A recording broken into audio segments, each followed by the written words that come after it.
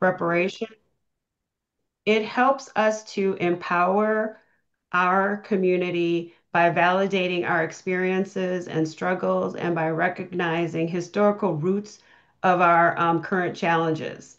It helps to promote equity by addressing those wrongs and working towards a more just and fair society.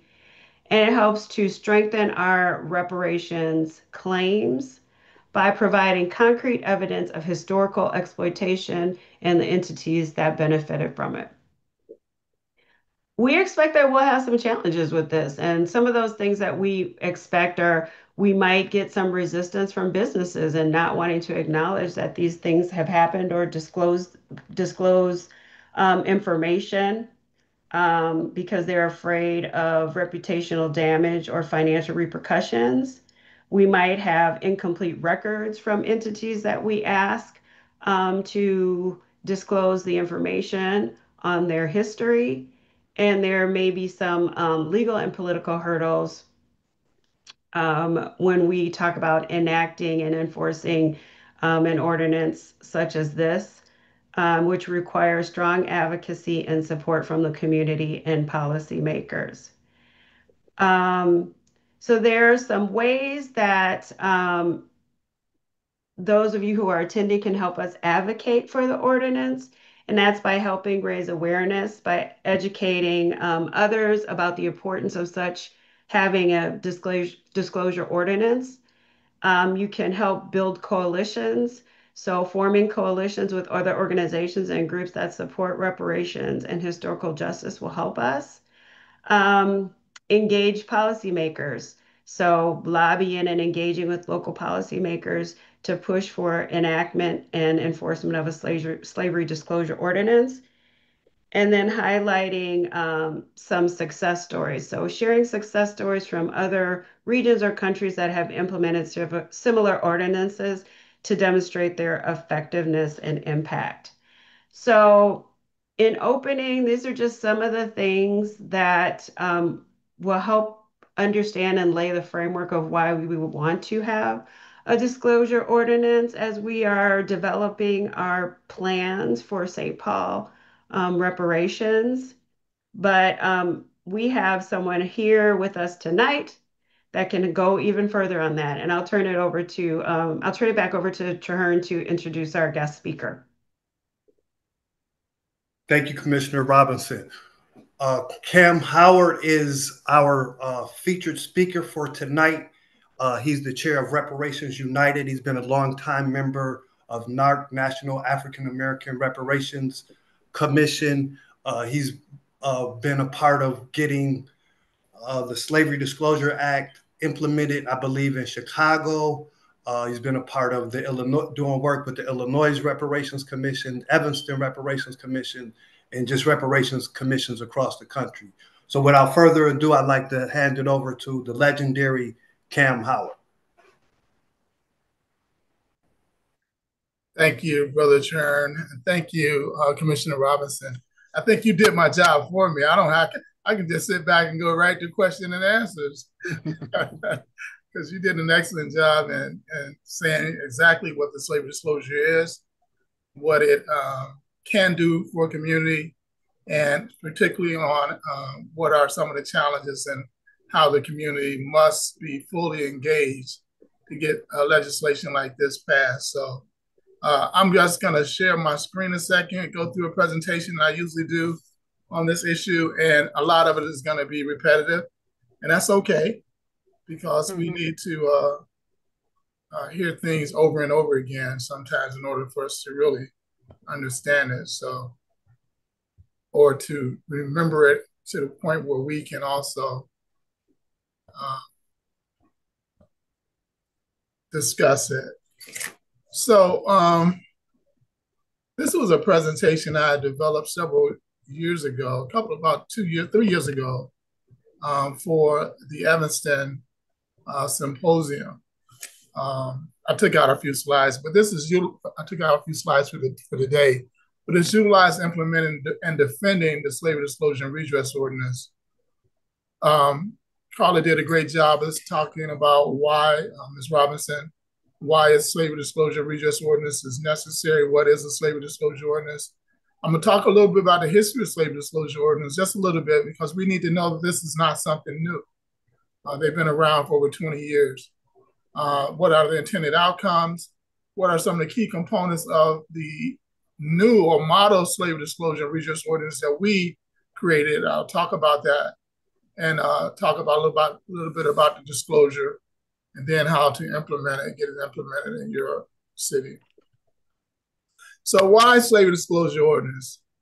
As we all know, I'm trying to move this around,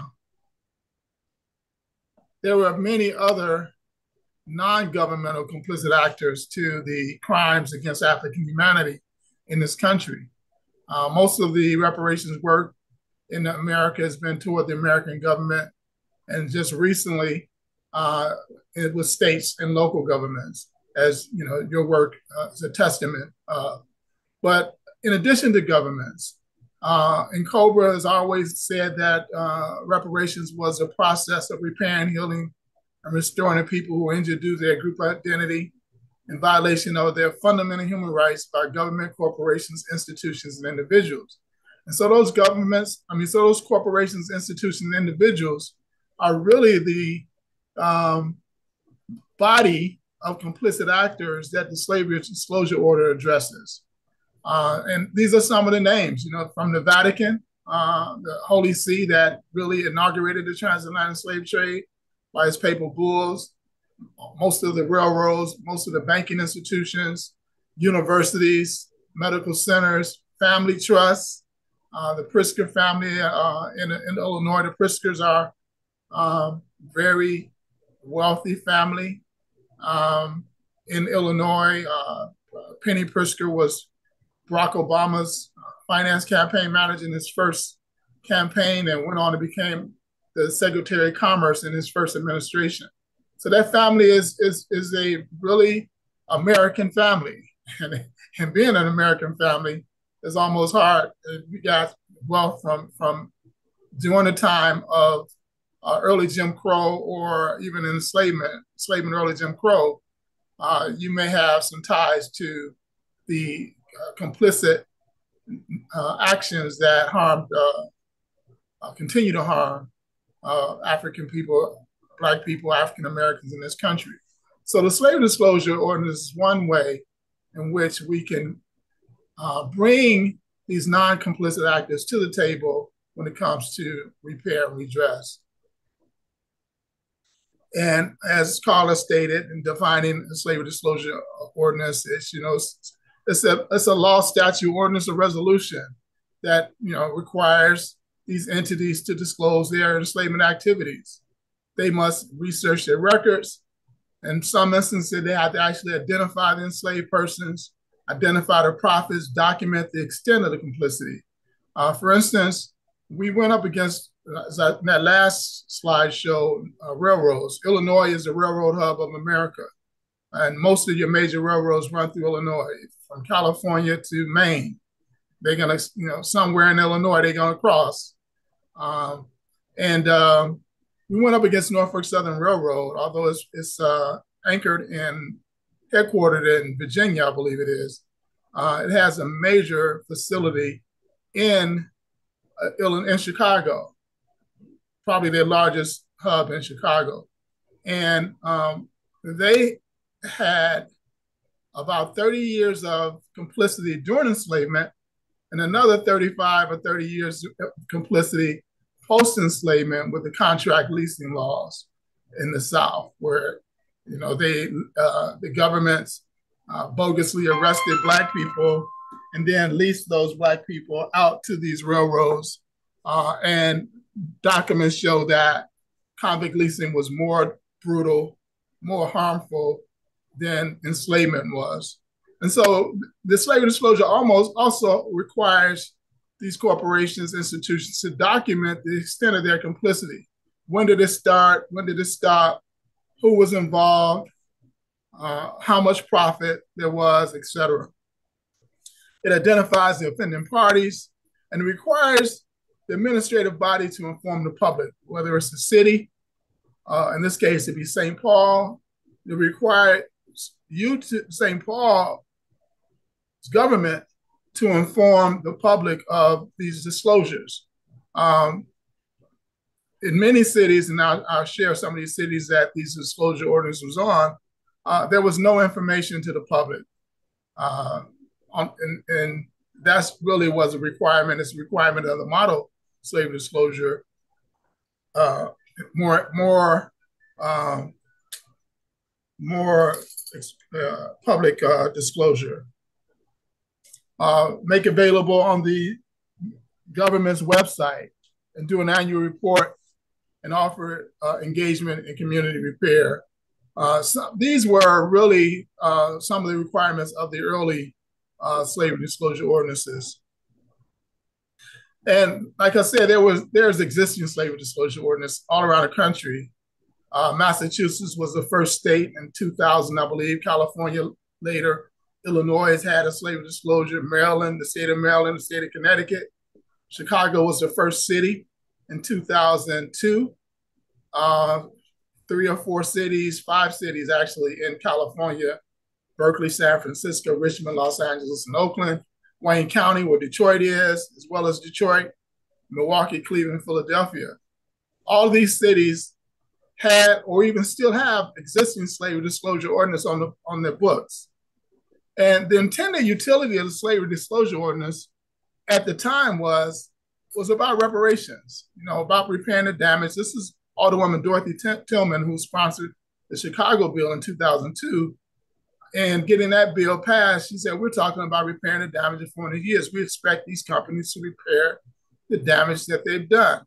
So going into these ordinances, into these laws, was the intent to repair. Even though there was no mandate to repair, the mandate is to disclose. And after disclosure, it was felt that the city, the community could demand these corporations to engage in some type of repair or even file lawsuits. And what we found in 2002 and through 2003, there were several lawsuits that were combined in 2005 against these corporations, and it was eventually thrown out. But the goal was to actually sue these corporations and make them contributing to the repair of these communities. And this was the mayor of Chicago at the time, at the Conference of Mayors in 2002. At the time this was introduced in Chicago, he says, I fully support these measures and I congratulate the council for passing them. It gives me a great sense of citizenship to know that we're leading the nation to find resolve and reparations for those that suffered so that others may benefit. This action will shine a light on this disgraceful part of our nation's history. It would help demonstrate how much of this nation's wealth was created by slave labor. That's all part of this reparations issue. All those companies that had something to do with it would have to pay. So that was the intention of these slavery disclosure ordinances when they were first introduced. One second. I don't know how I just did that.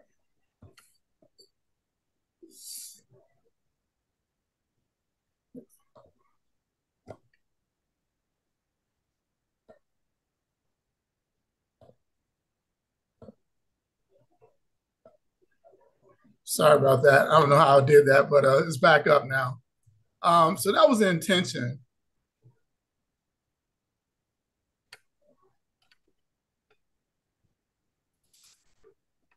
So what are the challenges and opportunities? I think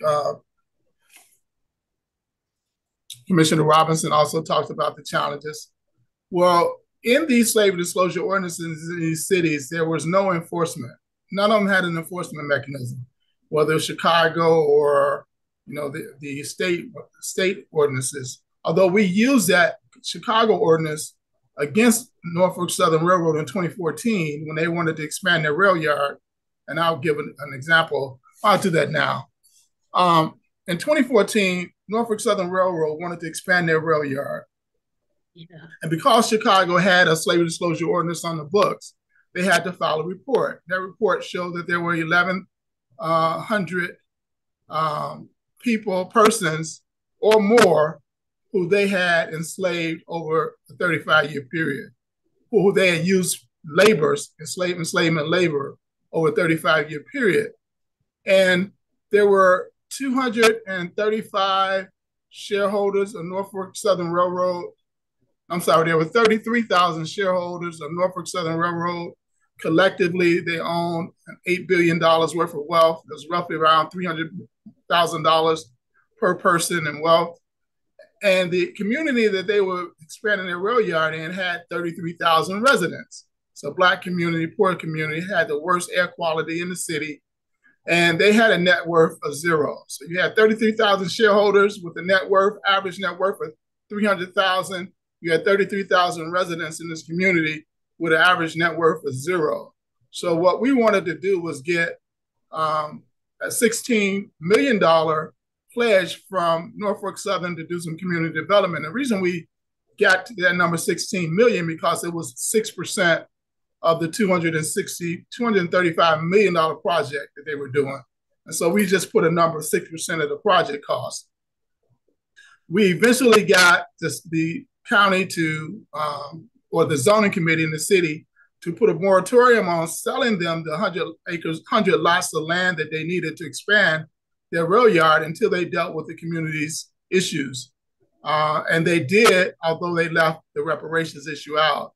There were some individuals who were looking for more safer diesel emissions equipment. There was a tracker rail yard that was abandoned. They wanted to turn that into a nature trail. There was some other community type of issues they wanted to solve. They wanted more hiring of Black contractors. And for over a year and a half, the Norfolk Southern Railroad Company said no to everything. Once we got involved and pushed the reparations issue in, they said, okay, we're gonna meet. They met with them, left us out, and gave them everything they wanted. We didn't get reparations, but we got significant concessions for the community. But it was that type of exposure that forces these corporations, institutions to actually get engaged in the repair. Now the situation is different. If we were to have that situation now today with this new ordinance that we have, we'd have got that $16 million and probably even more. And so that's really kind of the significance of this timing and this particular model redress ordinance that we have in place. Like I said, the challenges of the existing ordinances, they lacked enforcement, they lacked a mandate for redress. They were indefensible legally. In fact, we took them to court in 2005, as I stated, in federal court, and it was determined that we didn't have standing to sue them because we couldn't show at that time a direct connection from these corporations to our harms, but we can certainly show that now with the science of transgeneration epigenetics and other sciences that are available to us today, that those actions of the past continue to be passed down transgenerationally through the epigenetic impact of those environmental impacts on how our genes express themselves. So we're able to be more defensible now than we were then.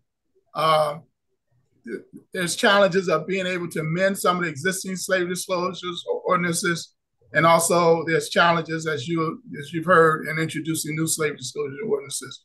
And Commissioner Robinson gave a great outline of some of those challenges of introducing this legislation.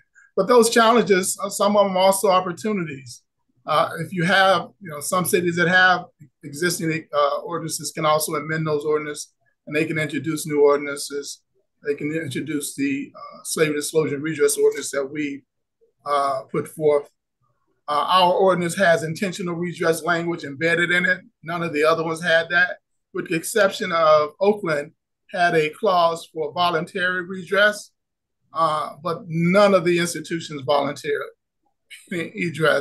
redress, and all the time that legislation was enacted. And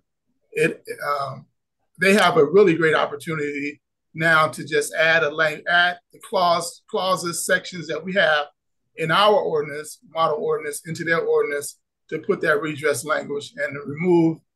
It's still a voluntary piece, but it mandates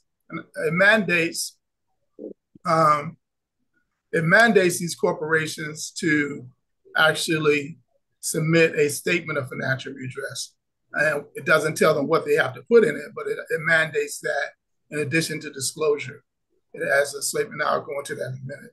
But it allows for these cities to encourage these corporations, non-government complicit actors to be greater corporate social, to increase their corporate social responsibility and be good corporate citizens. And that's how we are pushing this legislation now. It's not to punish any of these corporation institutions, but to give them the opportunity to better serve their communities, these communities in which they profit from, and which there's ties to a historical harm. So the key components and sections of the Slavery Disclosure Ordinance is the purpose and findings. The definitions, your ordinance is going to start with, the purpose of the ordinance. What are some of the findings? We understand that there's been complicity in the crimes that has continued to harms against African Americans throughout this history, and talks about some of the institutions, financial institutions, railroads, universities, colleges, churches, religious institutions, etc., that had complicity. There's a section on definitions. There's a disclosure requirements, a redress compliance requirement, how a mandate for compliance, an enforcement mechanism, because again, none of the other slavery disclosure ordinance had an enforcement mechanism. And so we wanted to make sure that there was an enforcement mechanism embedded into our new legislation. And then there's administrative structure who actually administers the program and oversees the program. Now, as I stated, since 2000, there's been slavery disclosure ordinances around the country. But again, they lack enforcement and they lack redress. And so what we wanted to do, we were contacted by a law firm, Aaron Fox Schiff.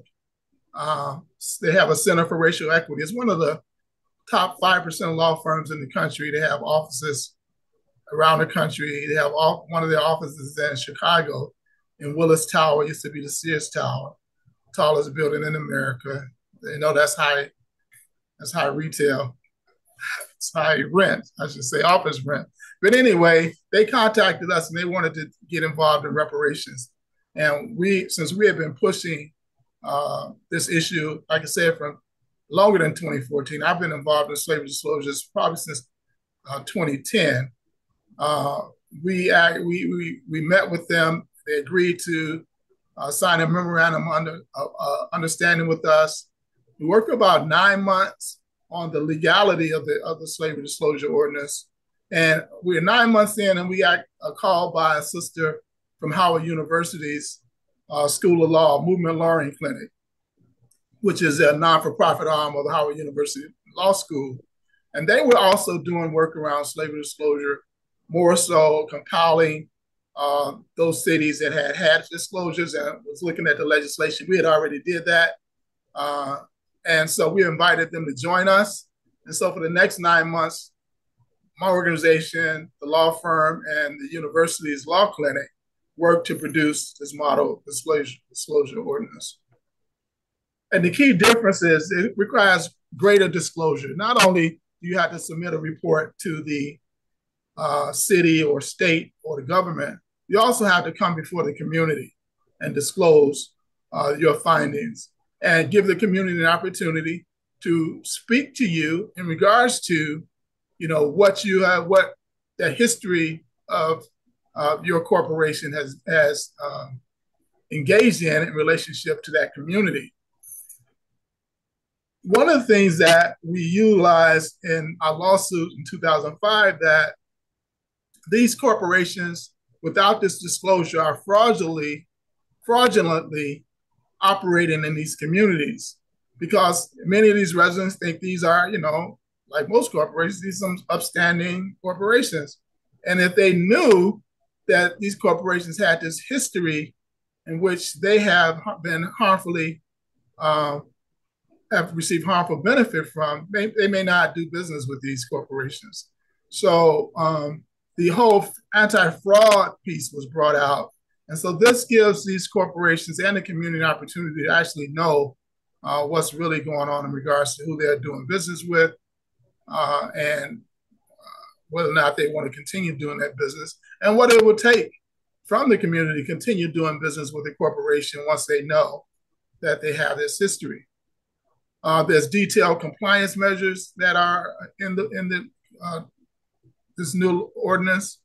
Not only must they sign an affidavit saying that they researched all of their records, but they have to disclose in greater detail, and they have to submit a statement of financial redress. So the mandatory redress, it's not mandatory that they have to pay up,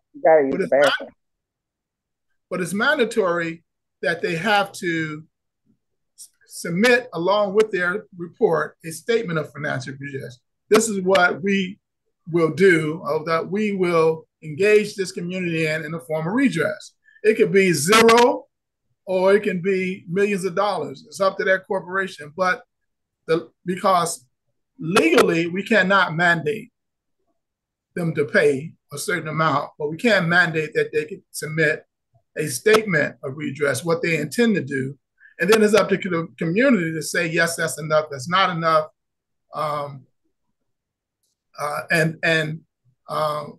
It goes from there, whether or not that corporation receives the actual contract with the city, with the state, based on a community engagement. So it behooves the corporation to come to the table in their statement of financial redress, talk to the community, understand what the community want, and then engage them. Other than that, the community is going to say, we know who you are, we know what you've done, and we're recommending that you do not get this contract because of this history. So although it doesn't mandate redress, it mandates a statement of financial redress, which then empowers the community.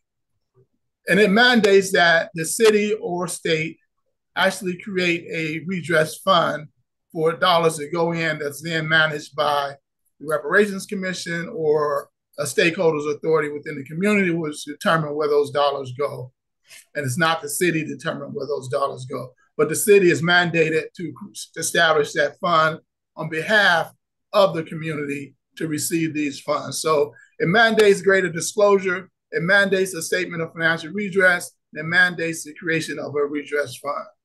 And it allows, as I stated earlier, and Trayvon, I'm going to finish in a couple, that it allows for civil enforcement.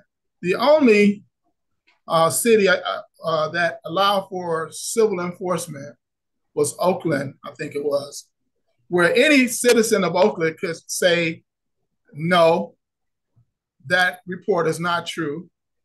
Here is my research. You must now go back to this corporation and say, if you're already given the contract, they must amend their report, come back to the community, and get some type of community agreement or resolution. Or if they don't, then you have to rescind that contract from them. But it allows for civil enforcement, which is something that the other ones did not do. And so you'll find in our model ordinance, you have the title, you have definitions, you can use our definitions, purpose and finding, compliance, redress fund, and eligible redress projects. Also, you have to state what the redress projects fund will fund and how it will fund that.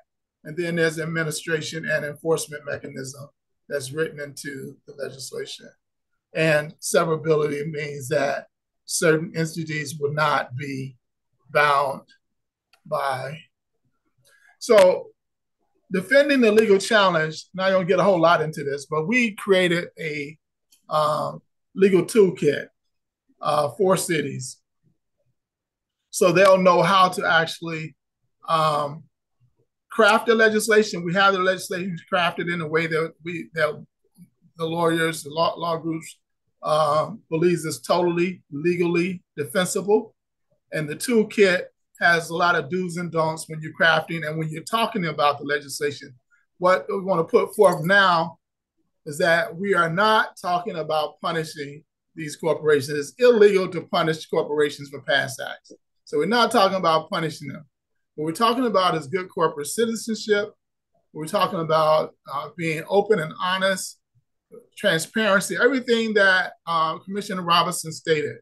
This is what this ordinance is about. It's about allowing these communities, these corporations, these entities to redress some of the harms they created. I mean, to be more ethical and put them right back on the solid moral foundation. Because until these corporations and entities actually begin the action of reparations, they're still illegal entities. Under international law, you're a criminal until there's redress. And so they're still engaged, they still have this cloud of illegality or criminality on them. And so this allows them to clean up. But certainly we cannot frame it as punishment. This can be introduced as a standalone ordinance, or it can be introduced throughout a commission or task force. And I think that you're working to get it included in the St. Paul Commission's work, which is great. You already have, a body of individuals who are championing this legislation. But again, the community must assist in this, because you're going to have to educate the lawmakers. One of the big things we come up against when educating the lawmakers is this anti-business. Well, it's hurt our business, how we're seen to businesses when they want to do business in another city. If we do, well, this is not anti-business. And we're going to have to educate them to understand it's not anti-business. In fact, it benefits the business. So that's another thing that you want to make sure. I'm going to just briefly just conclude. This project focuses on non-governmental perpetrators of crimes against our community, corporations, institutions, family foundations.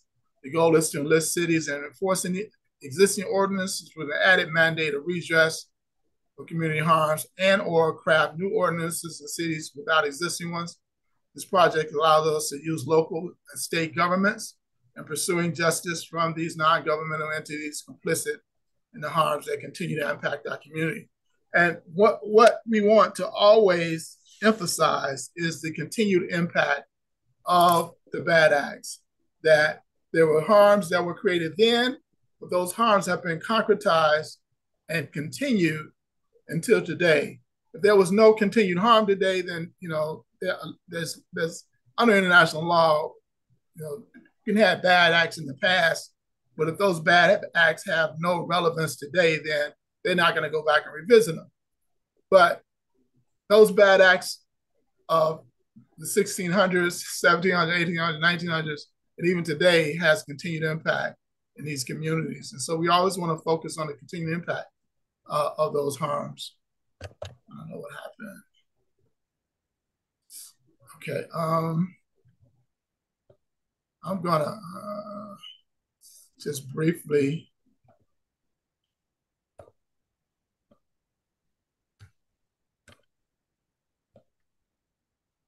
if you go to my website, Reparations United, you'll see a tab in the top button that says SDRO, and it stands for Slavery Disclosure and Redress Ordinance. And this is our legal toolkit. It's about 15, 20 pages. Again, Reparations United, Movement of Aaron Fox Law Center, and Howard University collectively put this together. Talks about, what is Slavery Disclosure Ordinance, a lot of what I talked about today. But the purpose of this toolkit is to make sure that a governmental body is implementing this in accordance with the laws, constitutional law within this country. So we want to definitely be able to say that what we're doing is constitutional. And again, this document helps you make that statement. The key components: the disclosure, the contributions, and the redress fund, and drafting considerations. That goes down into the do's and don'ts. The purpose of the toolkit, some of the key components: again, greater disclosure, contributions, the redress fund, redress projects, and key considerations when drafting the disclosure of participation in the slave trade, do's and don'ts, contributions, do's and don'ts when crafting or wording around contribution, and the redress fund and redress projects, what you want to make sure you capture in your legislation and what you want to be wary of and aware of that is not in your legislation. And then we also have the actual model Slavery Disclosure Ordinance. Again, the title, you can put St. Paul and Slavery Era Disclosure and Redress Ordinance, or you can name it anything you like. These are the definitions, purpose and findings of this particular ordinance, which we went over. Compliance, how a business that is looking to engage in the ordinance complies with the ordinance, what the redress fund is for, who administered it, how it's enforced, and severability, those things that I shared. So I'm gonna stop sharing there and turn it back over to you, Chair. Thank you for that wonderful presentation. Next, we're going to go to Betsy Rosh from Showing Up for Racial Justice, Minnesota. Then we'll hear from Lynn Hinkle, and then we'll open it up for questions. Hi, everybody. I'm Betsy Rosh Gilman, and I'm working with Showing Up for Racial Justice, which is a national network of people organizing white people to actually take responsibility for white supremacy and white racism in our nation's history and currently. The Twin Cities chapter of Surge has been active on reparations since about 2019. And we are currently working to build support within the white community in St. Paul for this slavery and redress ordinance. We recognize that this is going to be, there's going to be some resistance here. And so we're trying to get ahead of that a little bit and build a base of support among white voters in St. Paul so that they can have the backs of the city council members who want to introduce this ordinance and pass it, and pressure those who are a little reluctant to go along with it. Part of what we've been doing is educational events. I've been trying to reach out to folks who've expressed interest in Surge over the years to make sure that they know what's going on. If there's anybody who would love to have another presentation or one that's specifically geared towards white people, sympathetic white people, please do get in touch with me because I'd love to have that opportunity to talk to folks. So far the results or the responses that I've heard, there's been some real kind of skepticism about is redress for the harms caused by chattel enslavement, is that going to come out of our property taxes? Which the Slavery Disclosure Ordinance is one way to make sure that it doesn't come out of our property taxes. So that's one of the real arguments for getting the Slavery Disclosure Ordinance passed. It will create a reparations fund, which won't be funded out of property taxes. So that's the kind of work that we're doing to kind of back up what's going on with the work of the Reparations Commission, which is an astonishing amount of work. I've been going to the Reparations Commission meetings and can really say this is hard work. It's very detailed work. It's very rewarding work too. And just ever so important for us to be doing in our community. So that's what I can say.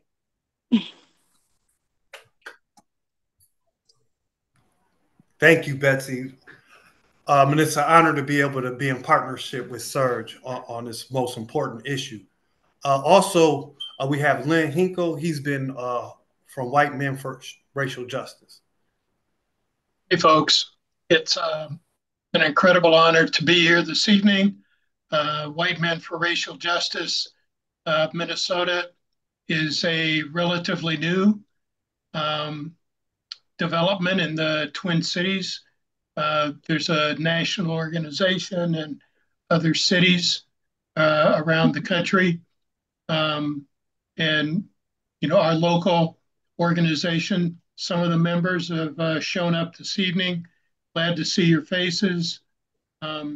We are interested in continuing to partner with Traherne, not just in his capacity as chair of the Reparations Commission in St. Paul, but the leadership that he's provided with Black Lives Matter in Minnesota.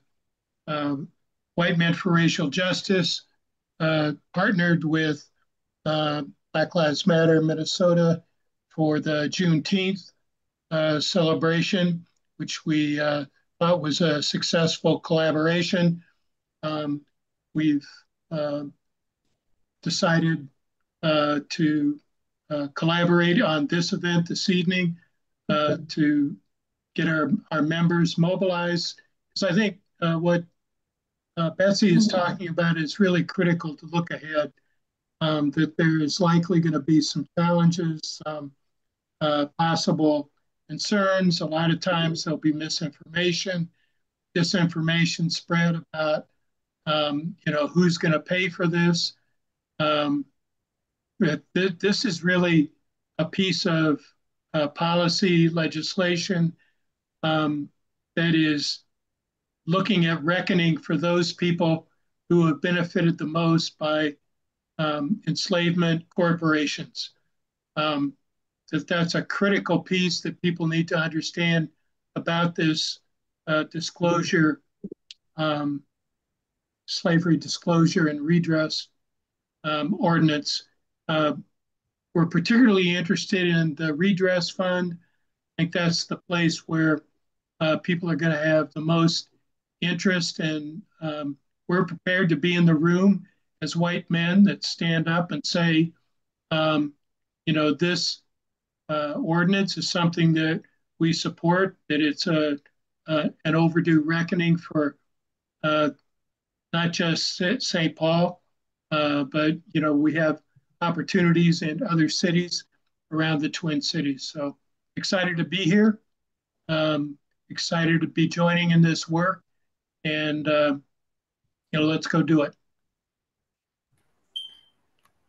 Thanks, Lynn. Thanks, Betsy. And now, if there's any questions, if anybody has any questions or comments, this would be a great time to ask. Trey, before we go into questions, can I share something real quick?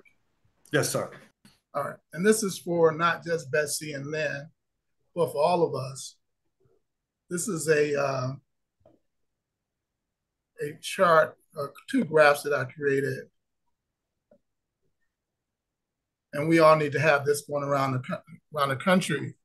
And this is support or support, American support for Reparations Commission. And I know we're not talking about a Reparations Commission, but it gives an idea of where America is on the issue of reparations. Now, we know that, you know, when it talks about who supports reparations, they generally couch it as cash payment. And you're going to find a lot of white resistance to cash payment. But this was a question of simply asked about a Reparations Commission. And in 2024, that second blue column was a study done by Liberation Ventures in December, I think it was December 2024, about, and they asked the question, do you support a Reparations Commission? Do you strongly support, somewhat support? Are you neutral? Are you somewhat opposed, or you strongly opposed? And those numbers in that blue column reflect 2024. And in 2019, I happened to have a study, an unpublished study by Huffington Post that asked the exact same question. And so I went in my research, my archives, and pulled out that Huffington Post poll, and I compared the numbers from 2019 to 2024.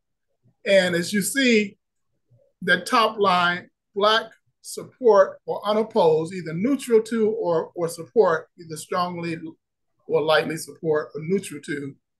In 2019, it was 76%.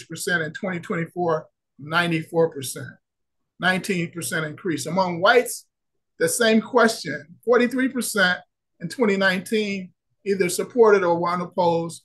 In 2024, that number is 66%, a 35% increase. Among Democrats, it was 80% in 2019, 88%, almost 9 out of 10 Democrats across the board support or unopposed the Reparations Commission. It's no brainer. We see it happening in cities all around the country. We have Democratic leadership, which was a 9% increase. But what was important for us to see is Republicans. We always think that Republicans are totally opposed to reparations commissions, and they're not. In 2019, 25% of Republicans either supported or were unopposed. That number now was 53%. The majority of Republicans today, numerically, simple majority is 51%. We're slightly above a simple majority, but a majority of Republicans are either support or unopposed. That's a 53% increase since 2024. And you look at actually opposition, either slightly opposed or strongly opposed. In 2019, there's 24% of Blacks. Now it's just 6% of Blacks who oppose in some capacity, a 75% decrease of opposition. Whites, it was 57% today, 34% of whites across America, only 34%, one third, almost one third. Are in opposition. That's a 40% decrease in opposition among whites in general. Among Democrats, there's a 40% decrease. And even among Republicans, in 2019, 75% of Republicans opposed reparations. Today, that's 47%. Again, you have more Republicans who are either neutral or support than actually oppose. And again, a 37% decrease among Republican opposition to Reparations Commission. Now I'm going to take my time and go through both of these documents and see what other questions are similar and do the same type of analysis that I did here. But I want everybody around the country to have this chart, and I'll send it to you, Trey, and you can distribute it. Thank you. That's important. I think even going back prior to 2019, even in the Black community, I think we were around 50%. And I think the education process that's been underway, meetings like this, other convenings, is giving people understanding about the reparations issue, and more people are becoming supportive of it. If we have any questions or comments, let us know. Sandy, good to see you too. Good to see you too. I just first I have a clarifying question, and then I have another question about the political scene. But I guess the clarifying question is if the ordinance passes, which institutions and corporations will be designated and as mandated reporters to have to do this type of disclosure? Is it blanket? I'm sure it's not all institutions and corporations. So how will those be selected and told they have to do the investigation and produce a report? And then I had a question about the redress, and would they all then be required to pay into the redress fund, every one of them that does the disclosure and makes a report? And if they don't put into the redress fund or make redress in some other way, what is the penalty? Are there penalties for noncompliance? Those are great questions. And the first question around, is it blanket? You cannot do a blanket legislation like this. That would be unconstitutional. So those companies who want a government contract, a St. Paul or Minnesota contract, is mandatory. If you don't want a contract, then don't apply for a contract. If you don't want to disclose, then don't apply for a contract. That's your right. But if you want a contract with the city or the jurisdiction, then it's mandatory that you comply. That's constitutional. Is it mandatory that you put any resources into a redress fund? No, it's not mandatory. It's mandatory that you submit a statement of financial redress. You must inform the jurisdiction that I intend to do this or I intend not to do anything. But you have to put that in the statement. And then the community then gets that statement and they determine if there's a penalty or not. So the penalty, it could be the loss of getting a contract. If the community says, no, we don't think that that's right, your history has been too negative toward our community, the impact is too strong, we don't like what you presented in your statement of financial redress, and we're going to make recommendations to the city that they not grant you that contract. Thank you. Great question, Sandy. Commissioner English.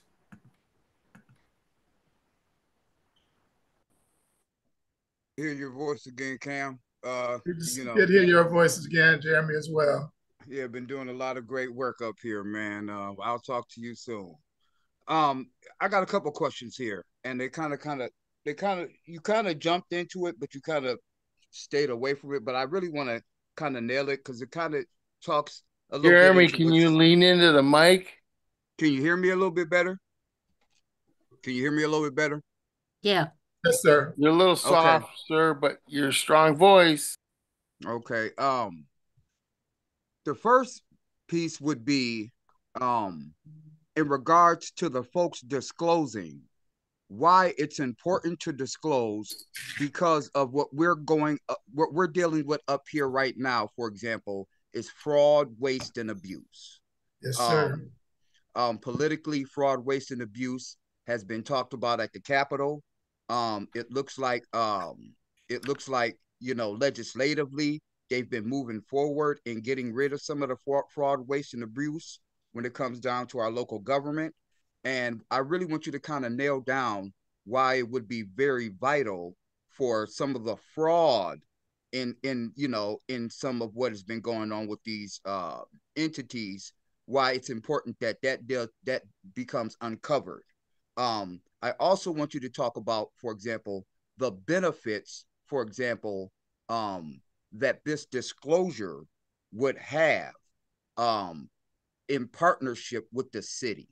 I know you kind of talked about why cities would kind of be apprehensive, to thinking that, oh, well, are we going to get, certain, entities that, going to come down and, invest in our community now and invest in our downtown area and, just sectors of the city. I want you to really nail down why this would benefit those businesses when they partnership with the city now, when they come down and do business with our city, and why, like I said, that fraud would be, erased from their, and that fraud issue too. Yeah, so under consumer protection, a corporation cannot claim that it's something that it's not.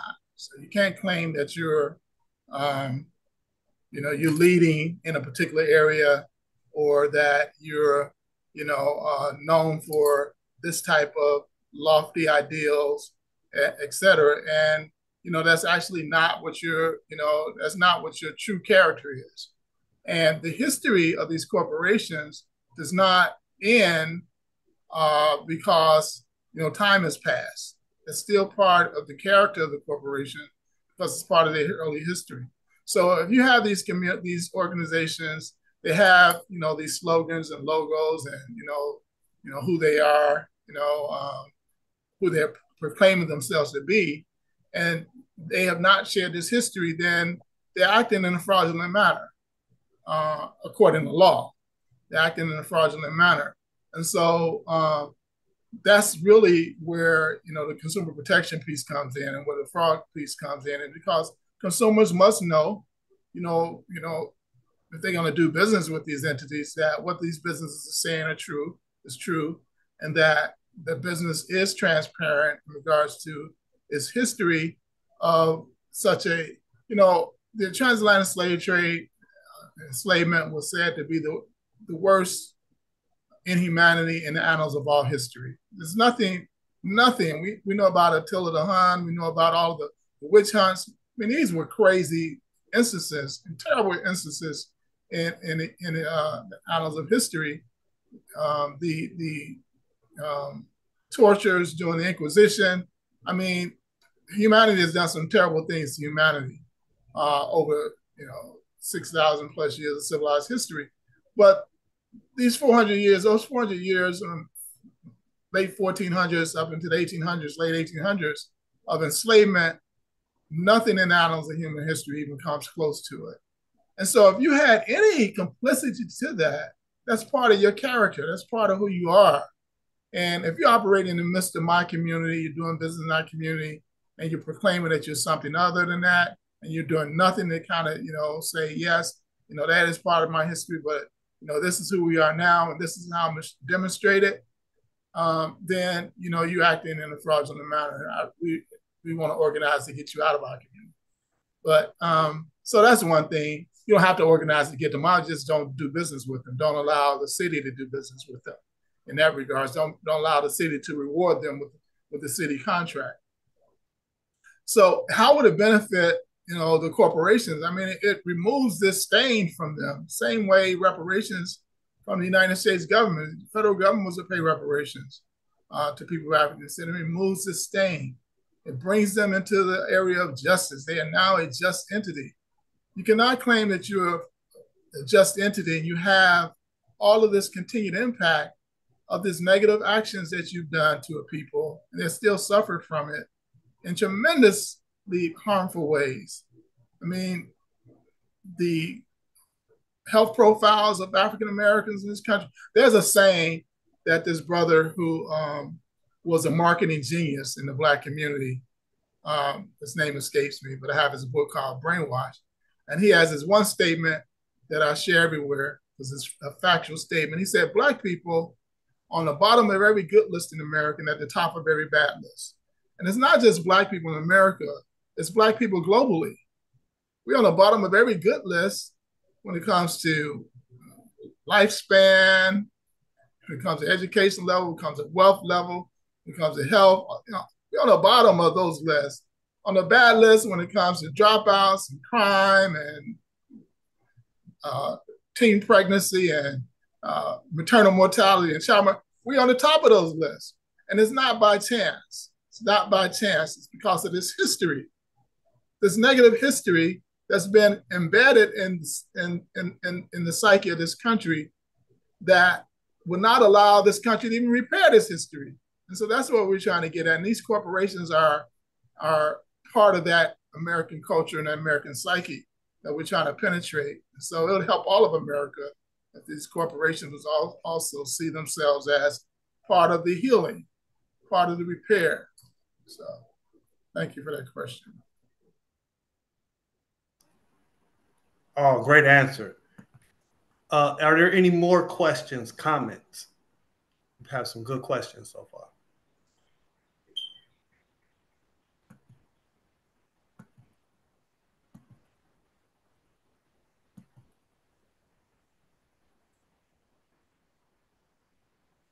Hello, Ms. Hammonds. Thanks for joining today.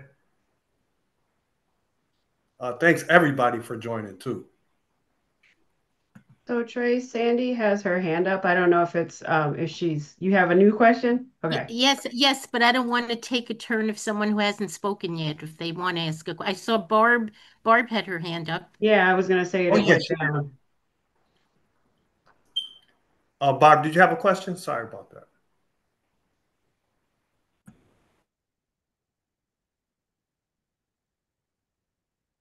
Well, I did want to just make a comment if it's not taking somebody else's turn. Is that okay? I can't. Yes. Yeah. I guess I was interested in the story of the expansion of the railroad and how the intervention happened when they wanted to expand, and that's when they were then forced to disclose and comply.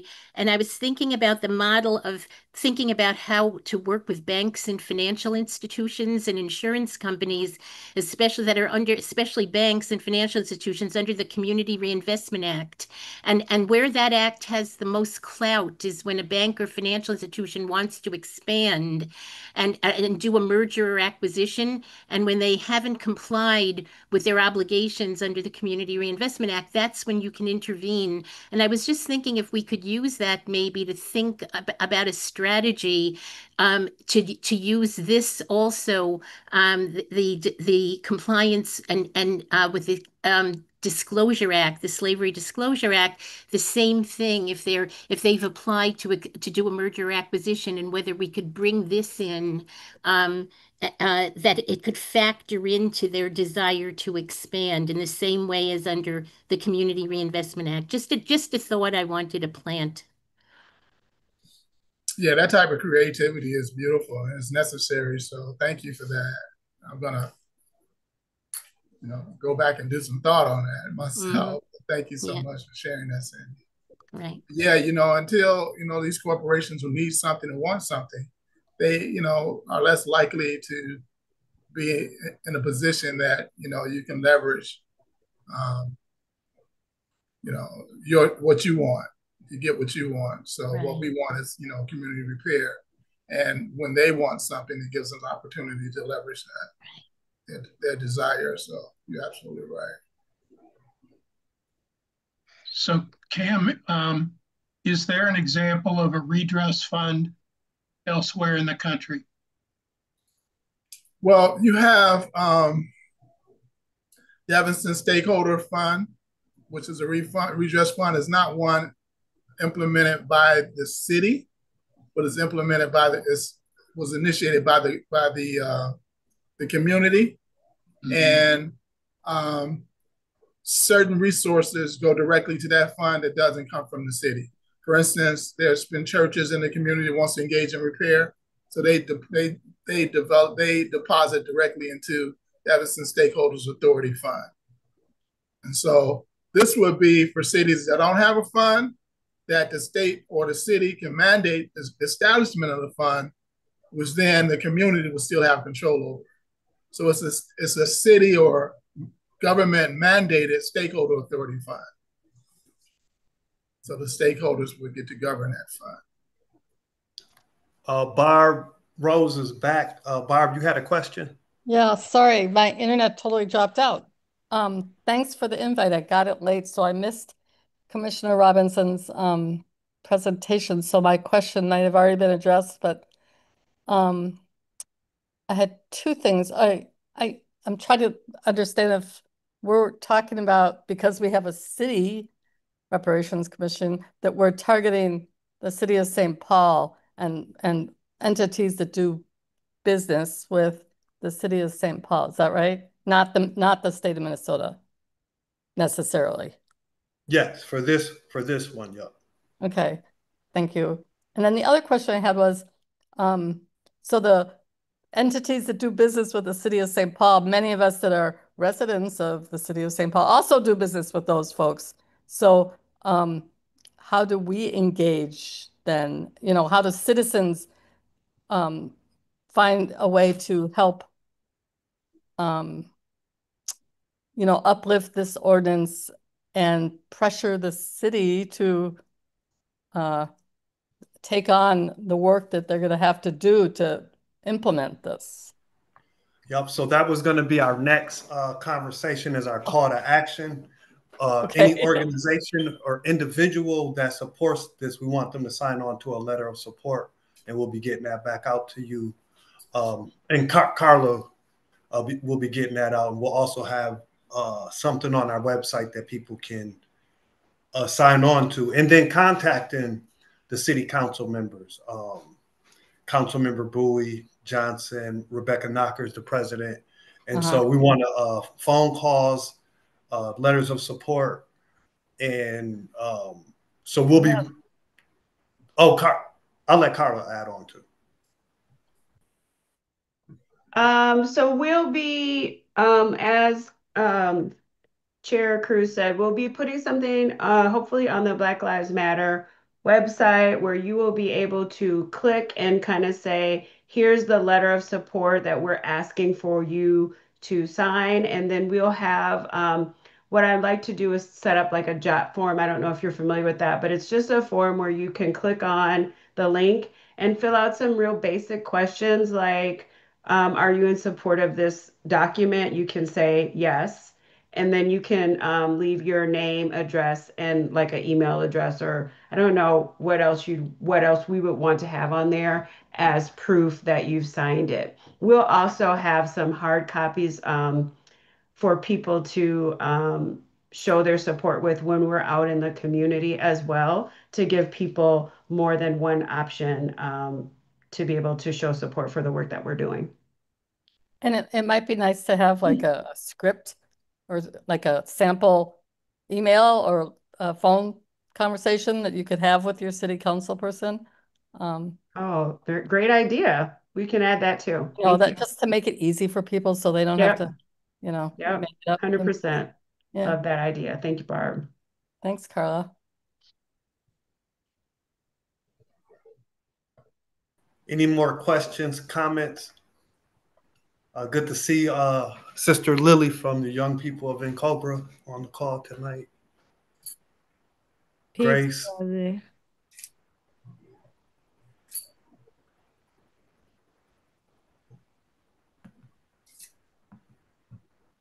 Any more questions, comments? If not, I think we'll be hosting another in August. We'll be getting that letter of support out to everyone, and then please share in your network. Also, if you do know people from corporations and businesses, if you can start having, and colleges and universities, can start having that conversation with them too. Yes, and other organizations or institutions in St. Paul that might necessarily be slavery, but it could be even discrimination and other things too. Hey, I don't know if Cam answered it real fast, but I just wanted just to be clear. So the Slavery Disclosure Ordinance, we don't have to make another ordinance, for example, for the fund. The fund is included with the Slavery Disclosure. Am I correct? Right, it's embedded into the legislation. Mm-hmm. Exactly. Yeah. In passing the legislation, you also agree that you're going to establish a redress fund. It makes it mandatory that the city establishes that fund. I have a question. This is Tiffany, and thank you, Trey Hearn. This is very exciting. I'm very tuned in. And how, are we doing any investigations into when businesses began and how they began? Like, where are we going to get that information, or are we going to start kind of going back to the origination of certain businesses? So and then just some, I know you're some of the words we'll be using on the commission, like investigation and other things. I don't know if we'll be using that type of language, but yeah, the slavery ordinance, and I think we'll send out information about it. The slavery ordinance and resolution is through the procurement process, so that would be something that the business would have to disclose during the procurement process. But if Cam wants to do another quick summary of it, like a 2-minute summary of the Disclosure Act, because Tiffany joined late, but she got the invitation late. So yeah, the Slavery Disclosure and Redress Ordinance is different than the Slavery Disclosure Ordinance. And we've had about 20 or so cities and states had slavery disclosure ordinances over the past 20 years, 24 years, that only require disclosure.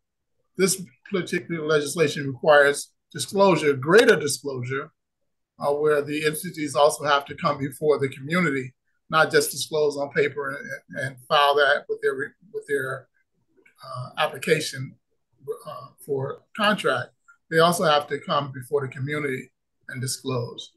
It also mandates that a statement of financial redress is submitted at the time they submit their bid.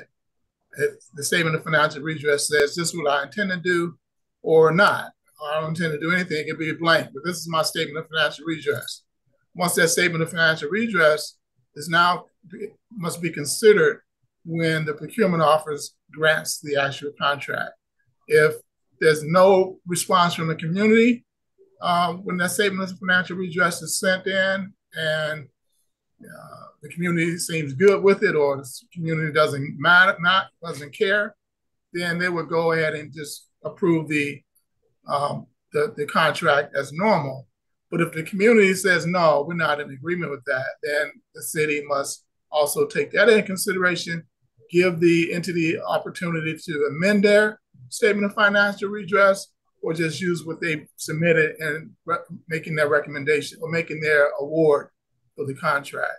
So the community has power. This empowers the community on whether or not these entities get contracts from the city, and they have this history.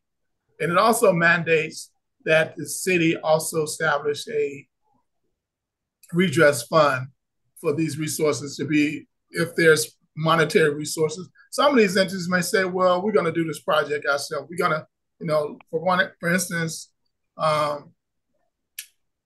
CSX Railroad in 2002, in 2002, 2003, decided that they would submit resources to neighborhood housing services that would give down payment assistance to Blacks in the community that wanted to buy houses. So they did that that was their own project that they did.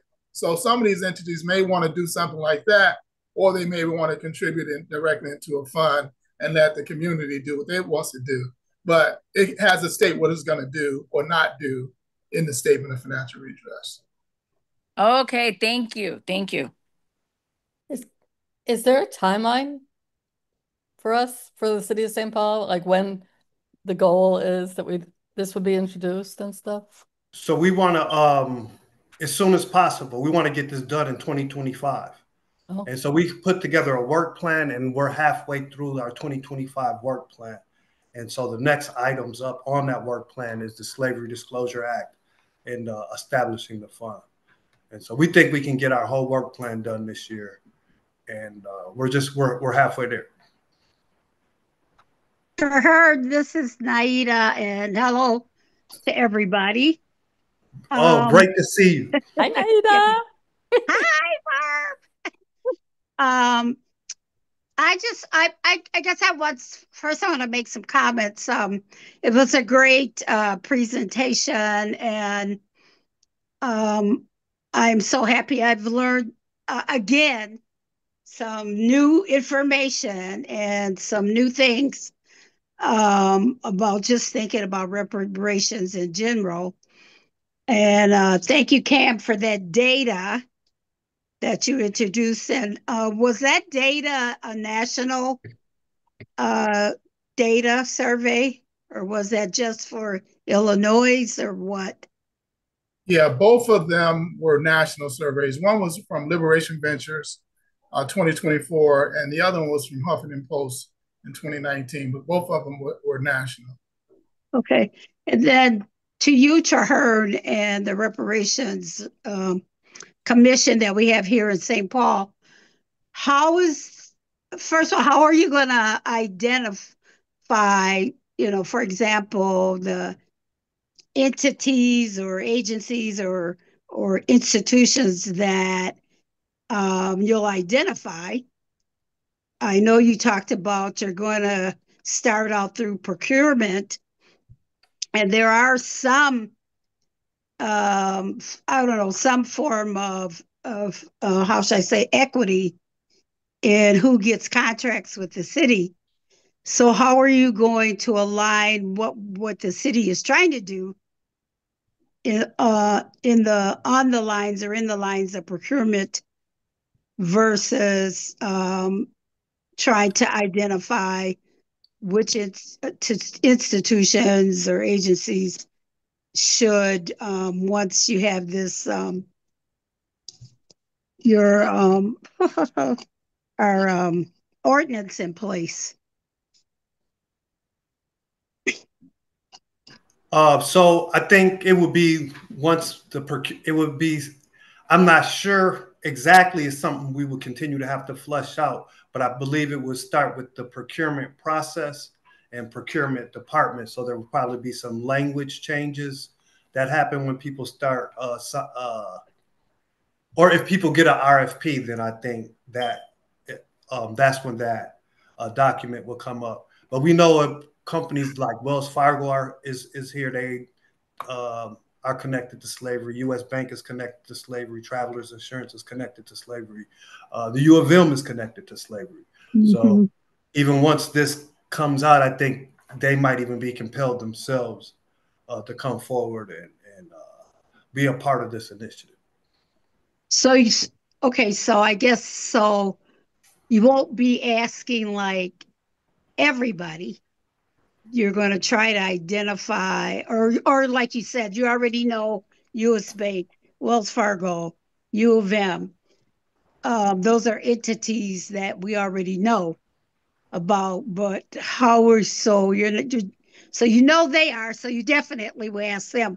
So how, but you're not sure how you're going to do it with others, other than put it in the RFP or the RFQ. That language is going to be in there, so then they'll no matter what, they'll automatically have to disclose. Yes. Is that your okay? Gotcha. Great question. Thank you. And I also wanted to make one more comment. I love the fact that I think I'm hoping that why more people are are for the reparations or the reparations commissions is that they are getting better educated. That's number one. And then number two, this whole fear that people will have to write a check or they're going to go broke or it's going to hurt their business. And that's not it at all. It's it's more of saying, okay, you did do this, and then this is how I want to make amends. So you're not, so people don't have to be scared that they're going to go broke, and but it's to disclose and then to be accountable, and still have the opportunity to say, okay, I'm not going to participate. I guess. Exactly. Yep. But we are going to strongly encourage people to participate. Oh yeah, absolutely. And it's not punitive. Exactly. You're not being punished. That was key also. And I think to emphasize that, Sister Naida, the partnership that we've already built in these communities. Black people have been patronizing to some of these organizations, some of these entities for hundreds of years. So it's just incumbent, for folks to, you know what I mean, to take a look at when we consider reparatory justice, take a look at the model that we set forth, and see why that redress works for us best. Great. And one other thing I just wanted to say, that this would be like just a great process if it turned into the ideal, to where these businesses flourish, these reparations flourish, and it becomes the go-to, that you aren't going to do it without a reparations clause to it. Nice. Well, thank you. I have one other question about the procurement staff at the city of St. Paul. Have they gotten this kind of presentation? Do they know what this is all about?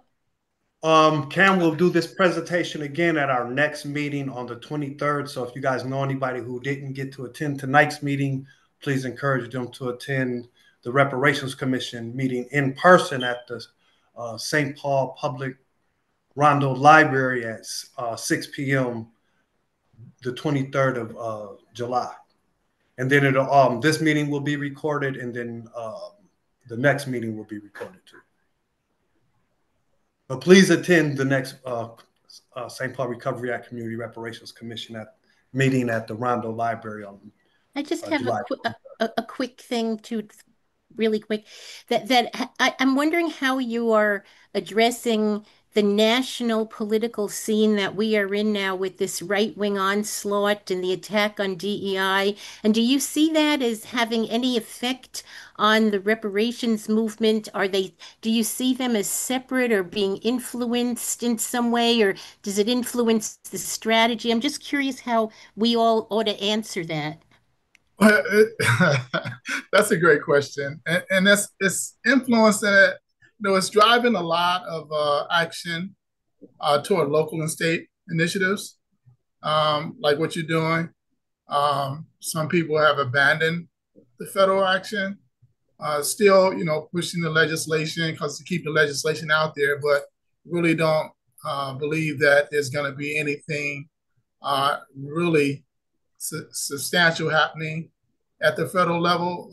We hold, Reparations United, we hold that to be an incorrect attitude to take. In fact, on August 1st, the first day of Black August is a month, August is dedicated, Black August, for all of the political prisoners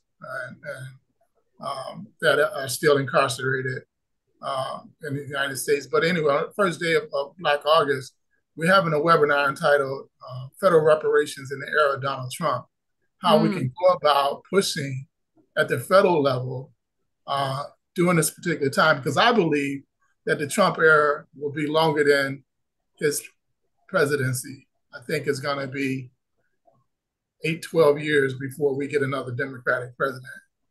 That's just my thoughts.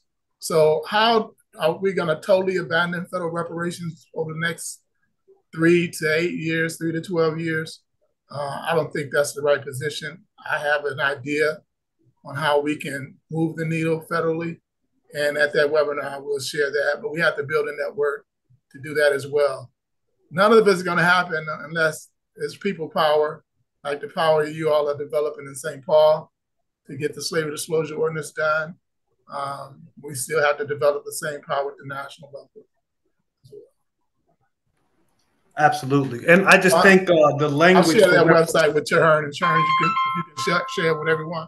The registration. Yes, we'll get that out. I just think the reparations language is a totally different, is new language. And so I don't, it's a little bit different from DEI. But I don't want to hold you guys too long. We're about 2 minutes past. And we will be reconvening again in August. And again, we'll get that letter of support out, and please share that in your network. Please contact the St. Paul City Council, and also anyone that you guys know who are in, start having this conversation with corporations and institutions and the leaders of corporations and institutions here in the city of St. Paul. Thank you all for taking time out of your summer evening tonight to talk about one of the most important issues in America, and that's reparations for Black Americans whose ancestors descend from U.S. chattel slavery. Have a great week, and hopefully we'll see you next Wednesday. Thank you. Thank you. Thanks, everyone. Thank you. Thank you. Thank you.